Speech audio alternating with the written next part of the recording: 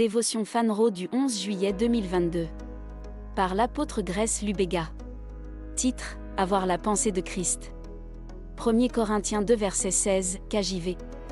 Car qui a connu la pensée du Seigneur, pour l'instruire?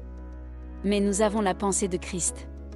En tant que croyants sous la dispensation du Nouveau Testament, la Bible nous dit que nous avons la pensée de Christ.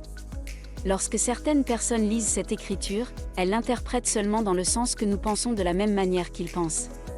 La seule dimension à partir de laquelle ils comprennent cette vérité est dans les imitations.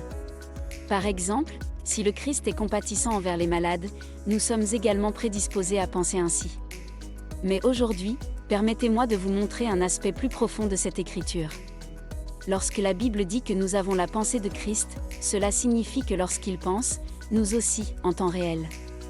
Il faut un niveau élevé de conscience spirituelle et de soumission à Dieu pour expérimenter pleinement cette réalité.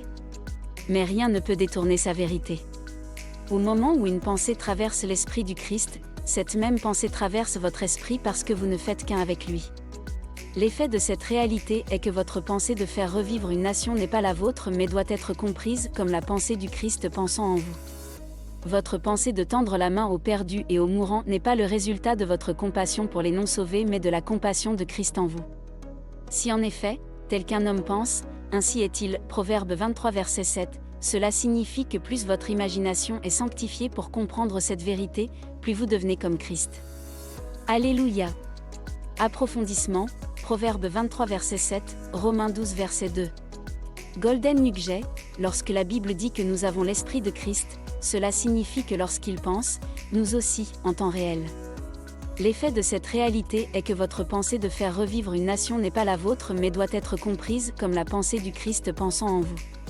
Votre pensée de tendre la main aux perdus et aux mourants n'est pas le résultat de votre compassion pour les non-sauvés mais de la compassion de Christ en vous. Prière: Mon Seigneur, je te remercie pour cette connaissance. Je sais que je suis un avec toi et que j'ai ton esprit. Vous pensez, planifiez et changez le monde à travers moi. Je deviens chaque jour plus conscient de cette vérité, à la gloire de ton nom, Amen.